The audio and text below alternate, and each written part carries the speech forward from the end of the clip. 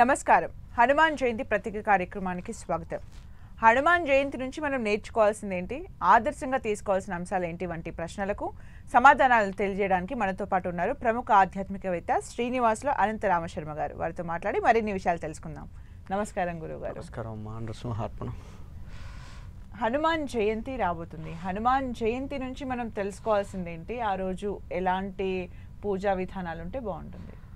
మనకి మర్కటేశ మహోత్సాహ సర్వశోక వినాశక శత్రువున్ సంహర మాం రక్ష శ్రీయందాపయమే ప్రభు.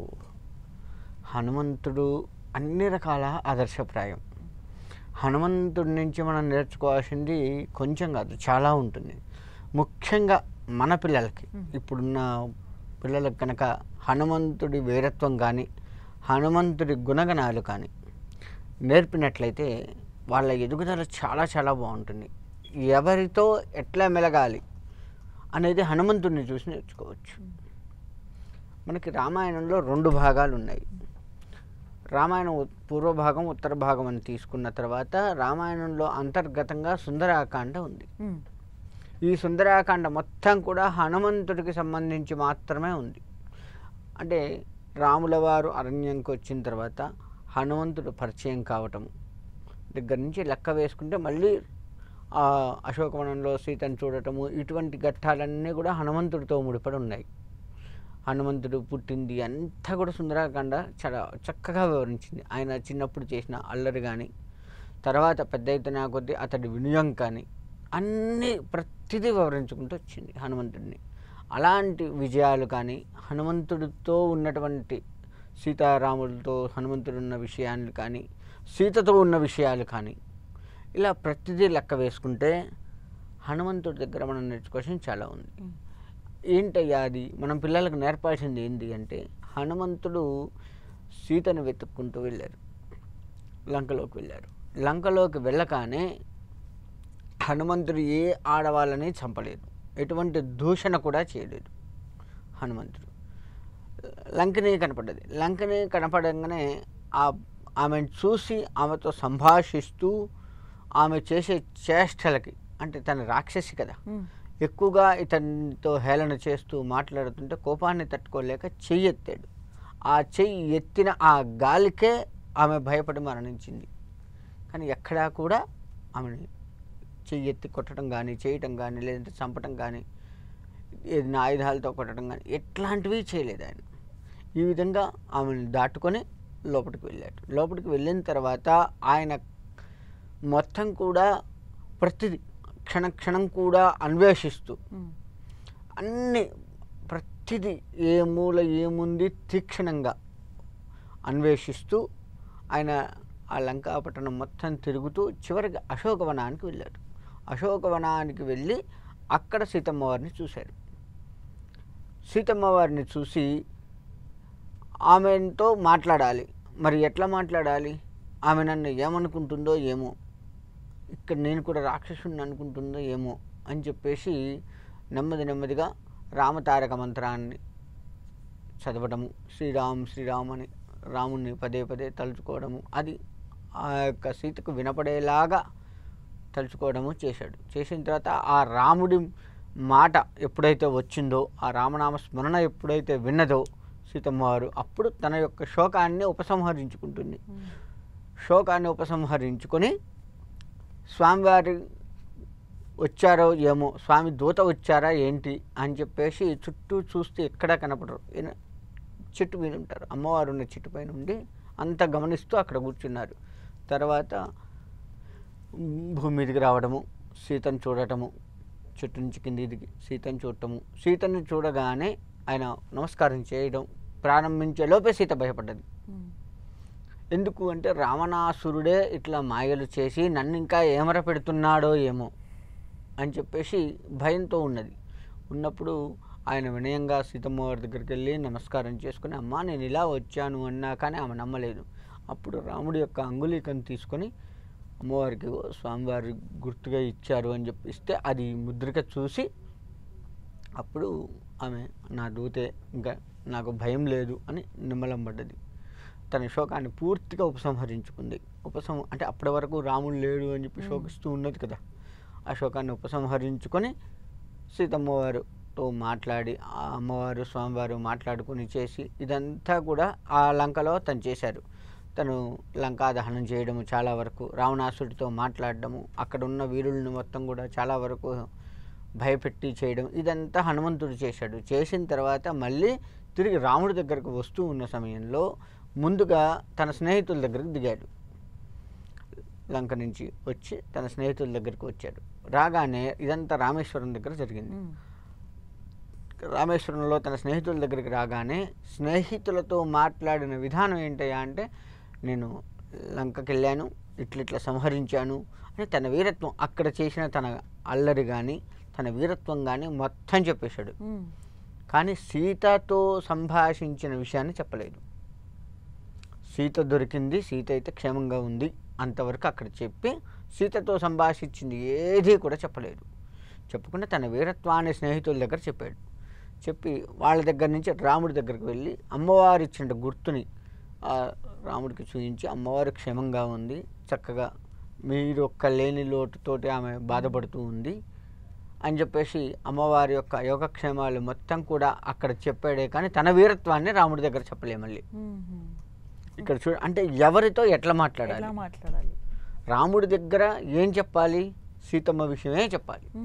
నేను ఇంత వీరుణ్ణి, నేను గెలుచుకొచ్చాను అని గొప్ప చెప్పుకోలేదు. అంత గెలుచుకొచ్చినా ఆయన చెప్పలేదు. అది హనుమంతుడి దగ్గర నేర్చుకోవాల్సింది. ఎవరి దగ్గర ఎంతవరకు మాట్లాడాలి, ఏం మాట్లాడాలి, తనకంటే పై స్థాయి వాళ్ళతో ఏది మాట్లాడాలి, ఎంతవరకు మాట్లాడాలి, మనం పోయిన విషయం ఏంటి, అక్కడ చేసింది ఏంటి, అలా మొత్తం కూడా ఫిల్టర్ చేసుకొని ఎవరి దగ్గర ఎట్లా, మా స్నేహితుల దగ్గర వీరత్వం చెప్పాడు, అమ్మవారితో సంభాషణ ఏదీ చెప్పలేదు. అంటే రాముడి దగ్గరకు వచ్చారు, రాముడి దగ్గర రాగానే తన వీరత్వాన్ని ఆపుకున్నారు. సీతమ్మవారు ఇలా కనుగొన్నా అంటే అశోకవనంలో ఉంది అని చెప్పి గుర్తులన్నీ చెప్పి తను ఇచ్చింది ఇచ్చి మీ రాక కోసం ఎదురు చూస్తూ ఉంది అని చెప్పాడు. ఇలా ఎక్కడ ఏది మాట్లాడాలి, ఎవరితో ఎంతవరకు మాట్లాడాలి, మనం ఎక్కడికి వెళ్తే అక్కడ విజయాన్ని ఎట్లా చేకూర్చుకురావాలి, అక్కడ ఉన్నటువంటి గుట్టు, అక్కడ ఏమేమి ఉన్నాయి, బాణాలు కానీ ఆయుధాలు కానీ ఎటువంటి అయినా సరే ఆ లంకలో మన మీద దాడి చేయడానికి అనువనువు శోధించాడు కదా. శోధించిన తర్వాత సీత ఎక్కడుందో కనుక్కోవడం, కనుక్కున్న తర్వాత తనను సంభాషించడం, ఉంగరాన్ని చూపించడం, ఇవన్నీ అన్ని అంటే ఏ సిచ్యువేషన్ లో ఎలా ఉండాలి, ఎవరితో ఎంత చెప్పాలో ఇవన్నీ చాలా. ఎందుకంటే ఆయనతో యుద్ధం చేయాలి అంటే ఆ ఆయుధాలన్నీ కూడా ఈయన గమనించుకుంటూ వచ్చాడు. అవన్నీ కూడా రాముడికి చెప్పారు. మళ్ళీ ఇక్కడ ఇప్పుడు హనుమంతుని గురించి తీసుకుంటే హనుమంతుడు నిత్య బ్రహ్మచారి. మరి ఈ జనరేషన్ లో హనుమంతుని భక్తులు హనుమంతుని నుంచి ఈ విషయాన్ని నేర్చుకోవచ్చా? నిత్య బ్రహ్మచారి అని చెప్పేసి అంటాం, కానీ హనుమంతుడికి వివాహం అయింది. ఆయన భార్య పేరు సువర్చల, సూర్యుడి యొక్క కూతురు. సువర్చల సైత హనుమత్ కళ్యాణం చేస్తూ ఉంటారు మనం. సువర్చల సైత హనుమత్ దేవాలయాలు కూడా ఉన్నాయి మనకి. అంటే హనుమంతుడికి వివాహం అయినా కానీ ఆమెని తన లోపల దాచుకొని తను అలా భక్తిగా ఉండిపోయినాడు. అంటే అక్కడ నేర్చుకోవాల్సింది అంటే భార్యని. చాలా చోట్ల హనుమంతుని దేవస్థానాలే చూస్తుంటాం. సువర్చల సమేత హనుమంతుని దేవాలయాలు ఎక్కడెక్కడ కనిపిస్తాయి గురుగారు? మనకి లెక్క వేసుకుంటే హైదరాబాద్లో ఉన్నాయి, ఇంకా చాలా చోట్ల ఉన్నాయి. హైదరాబాద్లో అయితే ఉన్నది, మనకి వనస్థలిపురంలోనే ఉంది ఒకటి సువర్చల సహిత హనుమత్ దేవాలయం. అలా కళ్యాణం చేస్తారు మనకు, హనుమత్ జయంతి నాడు హనుమత్ కళ్యాణం చేస్తారు. ఇలా చేసినప్పుడు సువర్చల సహిత హనుమత్ కళ్యాణం చేస్తూ ఉంటారు. ఇలా మనకి స్వామివారిలో అంటే ఇప్పుడు నిత్య బ్రహ్మచారి అన్నారు, మరి ఆయన బ్రహ్మచర్యాన్ని పాటిస్తూ ఉన్నాడు. మరి అంటే ఇక్కడ నేర్చుకోవాల్సింది ఏంటంటే భార్యని కూడా తనలో కలుపుకొని, తను వేరు నేను వేరు కాదు, ఇద్దరం ఒకటే అన్నట్లుగా తనలో నింపుకొని, విష్ణుమూర్తి తత్వం కూడా అదే కదా, గుండెల్లో పెట్టుకొని చూసుకున్నాడు. అమ్మవారు ఎక్కడ ఉంది, విష్ణుమూర్తికి గుండెల్లో ఉంది. అంటే భగవంతుడు ఇచ్చే సందేశం ఏందయ్యా అంటే మనకి భార్యాభర్త వేరు కాదు, ఒకరి గుండెల్లో ఒకళ్ళు ఉండి తీరాలి. అంతేకాక హనుమంతుడు ఎంత గొప్ప భక్తుడు అంటే గుండెని చీరిస్తే సీతారాములు కనపడ్డారు. అంటే చూడండి, భగవంతుణ్ణి గుండెల నిండా నింపుకోవాలి అన్నది కూడా హనుమంతుడి దగ్గర నేర్చుకోవచ్చు. మనం వాళ్ళు ఏదో గుడికి వెళ్తే దండం పెట్టుకుంటాం, కోరికలు చెప్పుకుంటాం, అయిపోయింది. అది మనం చేస్తూ ఉంటాం. కానీ హనుమంతుడు మరి సీతమ్మ వారు పట్టాభిషేకం అయిన తర్వాత సీతమ్మ వారు హనుమంతుడికి గుర్తుగా ముత్యాలు దండిస్తే మొత్తం కొరికి కింద పడేశాడు. సీతమ్మ వారికి కోపం వస్తుంది. ఏంటి నేను అంత ప్రేమతోటి ఇస్తే నువ్వు అవన్నీ కొరికేస్తున్నట్టు, ఇందులో ఎక్కడా కూడా మీ ఇద్దరు కనపడట్లేదమ్మా నాకు అంటే, మరి ఎక్కడున్నావు అంటే నా గుండెల్లో ఉన్నారు మీరంటే చూపించగలవా అని అందరూ అడిగితే చీల్చి చూపించాడు. అందుకే మనకి ఇట్లా గుండెలు చీల్స్తూ ఆ రాముడు సీత ఉన్న ఫొటోస్ మనకు హనుమంతుడి బాగా కనపడుతుంటాయి. అంటే చూడండి, హనుమంతుడు రామభక్తుడు కదా. అంటే భగవంతుని భక్తుడు ఏ విధంగా ఉంచుకోవాలి అనువు ఆయనే. మనకి ఇంకా క్లియర్గా చూడాలంటే హనుమంతుడి కొన్ని ఫొటోస్, వెనకట ఫొటోస్, ఇప్పుడు అవి మనకు కనుమరుగైతూ ఉన్నాయి, కానీ వెనకట ఫొటోస్ లెక్క వేసుకుంటే శ్రీరామ అనే పేరుతోటి మొత్తం హనుమంతుడిని తయారు చేశారు. అక్షరాలతోటి హనుమత్ రూపాన్ని తయారు చేసి ఉంటాయి. గద కూడా శ్రీరామ అన్నతో అంటుంటే ఉంటుంది చూడండి. అంటే అణువు రోమాలు మొత్తం కూడా రామమయమై ఆయనే ఇంకా నాకు అన్నట్లుగా ఉన్నారు. హనుమంతుడు పరమేశ్వరుడు స్వరూపం, శివుడి స్వరూపంగా చెప్తాడు. శివుడికి 11వ అవతారం హనుమంతుడు. మళ్ళీ శివుడు అనేక అవతారాలు ఎత్తాడు, అందులో 11వ అవతారం హనుమంతుడు. అలా అందుకే మనకు హనుమత్ దేవాలయాల్లో ఖచ్చితంగా శివుడి గుడి ఉంటుంది. శివకేశవులు, ఆయన అచ్చంగా కేశవుడిగా పుట్టిన శివ అంశగా పుట్టారు. హనుమాన్ జయంతి సందర్భంగా హనుమాన్ చాలీస గొప్పతనాన్ని నేటి తరానికి మీరు తెలియచేయండి. అసలు హనుమంతుడియే మంచి ఆదర్శం.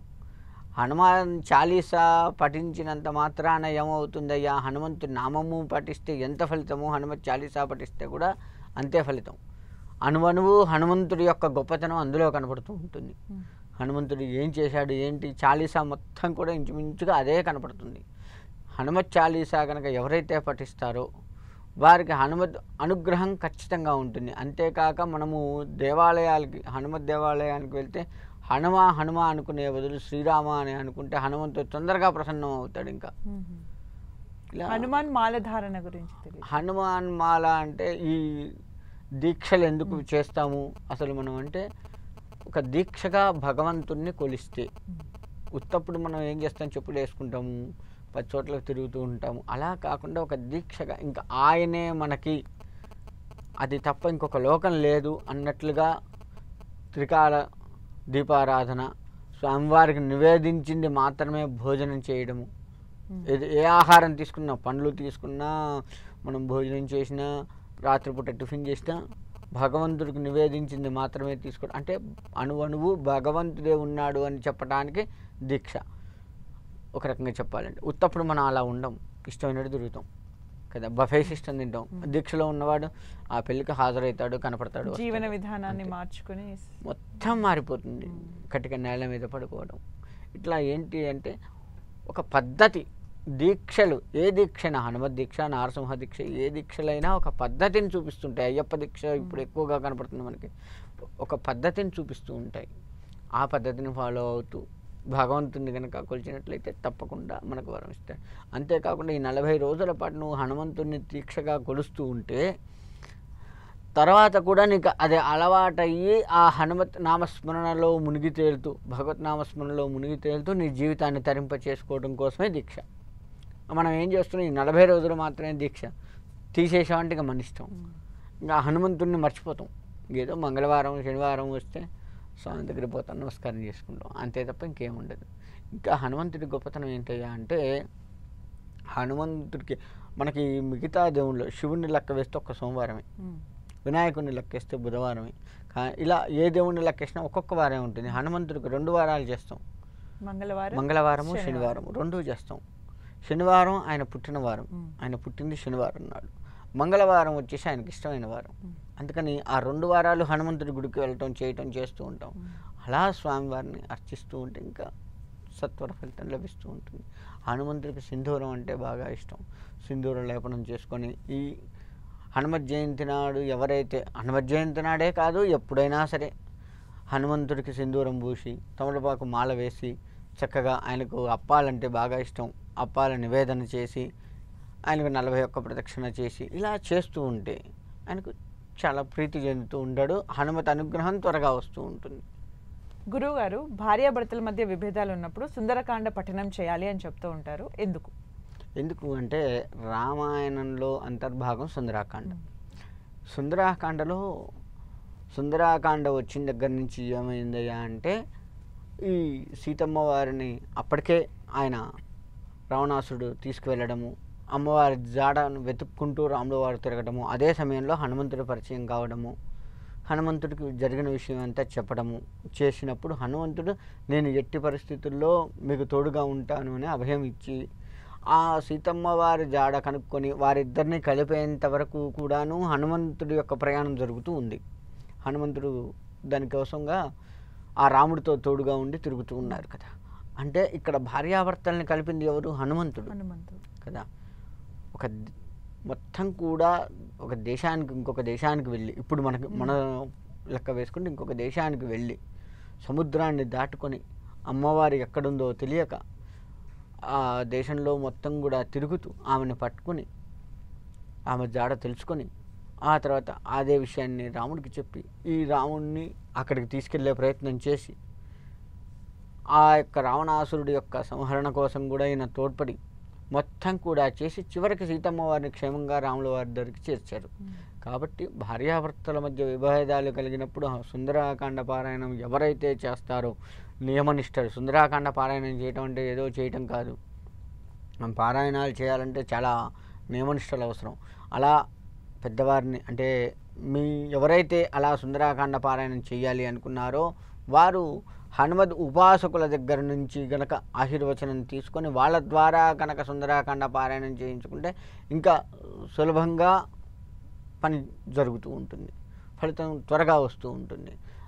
అందుకని సుందరాకాండ పారాయణం హనుమంతుడు కలిపాడు కాబట్టి సుందరాకాండ పారాయణం చేయటం వల్ల ఆ యొక్క రాముణ్ణి సీతని ఎలా కలిపాడో ఇప్పుడు కాలంలో విడిపోయిన ఇద్దరిని కూడా ఆయన అనుగ్రహంతో కలుపుతాడు. వాళ్ళ యొక్క బుద్ధులు మార్చి ఎక్కడెక్కడ వాళ్ళకి తేడా వచ్చిందో వాళ్ళ బుద్ధిని పెడదోవ పట్టిన ఆ బుద్ధిని సక్రమంగా మార్చి స్వామివారు వారిద్దరిని కలిపే ఆస్కారం ఉంటుంది. అందుకని భార్యాభర్తలు విడిపోయినప్పుడు సుందరాకాండ పారాయణం చేయడము, హనుమంతుడిని బాగా వేడుకోవడము చేస్తూ ఉన్నట్లయితే తప్పకుండా మంచి ఫలితాలు వస్తూ ఉంటాయి. అలాగే చిన్నపిల్లల విషయానికి వస్తే చదువు విషయంలో కానీ విద్యాబుద్ధులు ప్రసాదించాలి అంటే పరిహారాలలో ఎక్కువగా చెప్పేది హనుమంతుడి గురించి. నెయ్యితో అభిషేకం చేయాలి, సింధూరం అక్కడ సమర్పించాలి అని చెప్తూ ఉంటారు. అవి ఎందుకు అంటే హనుమంతుడికి ఒక శ్లోకం ఉంది, బుద్ధిర్బలం యశోధైర్యం నిర్భయత్వం మరోగత అజాడ్యం వాక్పటుత్వంచ హనుమాన్ స్మరణ భవేత్. హనుమంతుని స్మరిస్తే బుద్ధి మంచి బుద్ధి చేకూరుతుంది. బుద్ధిర్బలం, ఇక్కడ బలం వస్తుంది, బుద్ధికి బలాన్ని చేకూర్చుకున్న వాళ్ళం ఉంటాం. అంటే మంచి థాట్స్ రావడము చేయడము, ఇలా యశస్సు వస్తుంది, ధైర్యంగా ఉండగలుగుతాం. మనకి భయాలు ఎక్కువగా ఉంటే హనుమంతుని బాగా పూజిస్తూ ఉంటాం. బుద్ధిర్బలం యశోధైర్యం నిర్భయత్వం, నిర్భయంగా ఉన్నాడు అని చెప్తూ ఉంటాం కదా. ఏ భయాలు లేకుండా ప్రశాంతంగా ఉండగలుగుతాం. అజాడ్యం అంటే ప్రధానికి జాడ్యం పట్టిన వీడికి లేట్ చేస్తున్నాడు, అన్నీ ఆలస్యంగా ఉంటుంది, వీడు అసలు సోమరిపోదు, ఈ టైప్ మాటలు వస్తూ ఉంటాయి కదా. ఆ రకమైనటువంటి మాటలన్నీ కూడా ఆ రకమైనటువంటి క్రియలు చేసేవాడిని హనుమంతుడు స్మరిస్తే, అటువంటి వాడు స్మరిస్తే అవన్నీ కూడా పోయి చక్కగా ఉండగలుగుతాడు. అజాడ్యం వాక్పటుత్వం అంటే ఏంటంటే ఏ విషయమైనా నిర్భయంగా స్పష్టంగా సూటిగా చెప్పగలగడం. హనుమంతుడు చేసేది అదే, చెప్పాలి అనుకున్న విషయాన్ని సూటిగా చెప్తాడు. అందుకే పిల్లలకు హనుమంతుడి కథలు చెప్పి హనుమంతుడిని ప్రేరణగా ఇచ్చేది అందుకే అనమాట. ఫైనల్గా హనుమాన్ జయంతికి సంబంధించి ప్రేక్షకులకు మీరు ఏం చెప్పాలనుకుంటున్నారు? హనుమత్ జయంతికి సంబంధించి ప్రేక్షకులు చెప్పేది ఏందయ్యా అంటే, ఒక్క హనుమత్ జయంతి నాడే కాదు, ఎప్పుడూ కూడా హనుమత్ నామస్మరణ చేస్తూ ఉన్నట్లయితే చక్కటి తేజస్సు, నిర్మలమైన మనస్సు, ఎదుటి వారితో ఎలా మెలగాలో తెలిసేటువంటి విషయాలు, ఇటువంటివన్నీ కూడా హనుమంతుడు ఇస్తూ ఉంటాడు. కాబట్టి ఆ హనుమంతుణ్ణి ఒక్క హనుమత్ జయంతి నాడే కాకుండా ఎల్లప్పుడూ కూడా ఆయన స్మరిస్తూ ఆయన ప్రత్యక్ష నమస్కారాలు చేస్తూ ఉన్నట్లయితే తప్పకుండా వారికి హనుమంతుడు తోడై ఉండి ప్రతి పనికి విజయాన్ని చేకూర్చడానికి దోహదపడుతూ ఉంటాడు. కాబట్టి అందరూ కూడా హనుమత్ నామస్మరణ చేస్తూ హనుమంతుడితో తరించిపోవాలి అని చెప్పేసి కోరుకుంటున్నాను. అలాగే గురువు గారు, హనుమంతుడికి సింధూరాన్ని ఎక్కువగా ఇష్టపడుతూ ఉంటారు, ఎందుకు? హనుమంతుడికి సింధూర లేపనం చేస్తే ఎప్పుడూ కూడా మనకి ఆనందం కలుగుతుంది అని చెప్తాం. ఎందుకు అంటే ఒకసారి పట్టాభిషేకం మొత్తం అయిన తర్వాత సీతమ్మ వారి దర్శనానికై హనుమంతుల వారు తన అంతఃపురంలోకి వెళ్తారు. వెళ్ళినప్పుడు సీతమ్మ వారు ఇక్కడ బొట్టు పెట్టుకుంటూ, ఇక్కడ కూడా నుదుటిన ఆడవారు వివాహం అయినటువంటి వాళ్ళు ఇక్కడ నుదుటిన పెట్టుకొని పాపడి దగ్గర కూడా పెట్టుకుంటూ ఉంటారు. అలా అమ్మవారు సింధూరం పెట్టుకుంటూ ఉంటే హనుమంతుడు చూస్తాడు. అది చూసి అమ్మవారిని అడుగుతాడు, అమ్మ మీరు ఎందుకు అక్కడ బొట్టు పెట్టుకుంటున్నారు, అక్కడ ఎందుకు అసలు ఆ సింధూరాన్ని అక్కడ ఎందుకు ధరిస్తున్నారు అని అడిగితే, ఏ భార్య అయితే నుదుటిన పాపడి దగ్గర సింధూరం కానీ బొట్టు కానీ పెట్టుకుంటుందో వారి యొక్క భర్త ఎప్పుడూ కూడా సుభిక్షంగా ఉంటాడు, అందుకని నా భర్త ఎప్పుడూ సుభిక్షంగా ఉండాలి, లోక కళ్యాణంగా ఉంచాలి, లోకాన్ని మొత్తం కూడా కళ్యాణప్రదంగా ఉంచాలి అని చెప్పేసి నేను ఈ విధంగా ధరిస్తున్నాను అని అమ్మవారు చెప్పడం జరుగుతుంది. దానికి ఆయన సంతోషించి ఆయన వెంటనే వెళ్ళి ఒళ్ళంతా సింధూరం పూసుకొని వస్తాడు.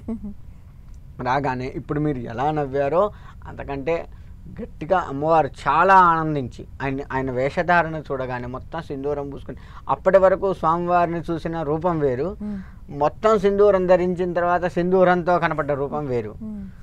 అలా ఉండేసరికి అమ్మవారు గట్టిగా నవ్వటం జరుగుతుంది.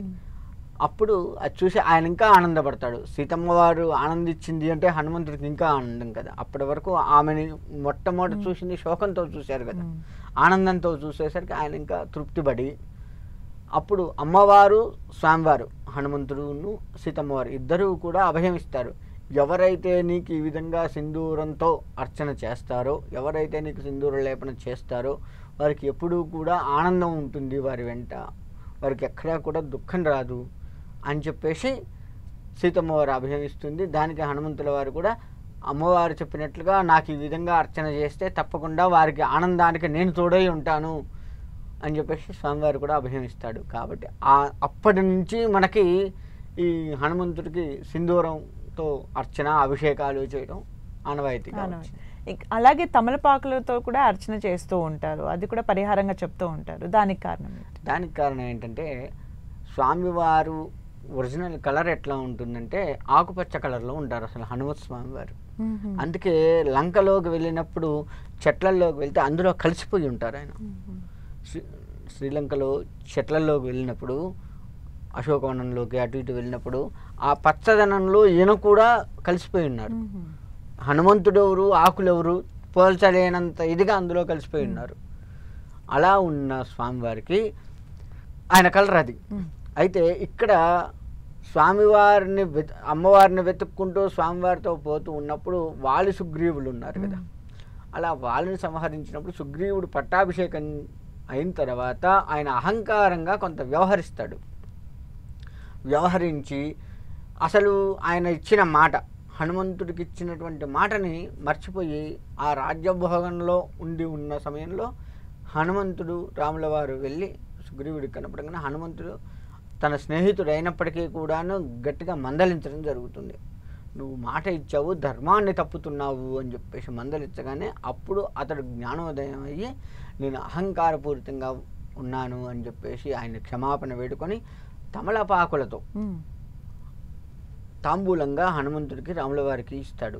అలా ఎందుకు ఇస్తారు అంటే నా అహంకారాన్ని మొత్తం కూడా మీకు ఈ విధంగా ఇచ్చేస్తున్నాను, ఇప్పటి నుంచి మీకు నేను దాసోహంగా ఉంటాను, ఎక్కడ కూడా నా అహంకారాన్ని చూపించకుండా మీకు తోడై ఉండి అమ్మవారి యొక్క జాడను కనుక్కోవడానికి నేను మీకు ముందుంటాను అని చెప్పేసి ఇవ్వటం జరుగుతుంది. ఆ విధంగా చెప్తూ ఉంటారు. కాబట్టి మనం అందుకే తాంబూలాలు ఇస్తే ఏంది తాంబూలం ఇస్తాం ఎందుకు అంటే మన అహంకారాన్ని, బ్రాహ్మణులకు తాంబూలం ఇచ్చినా అదే, భగవంతుడికి తాంబూలం ఇస్తాం అది కూడా అదే.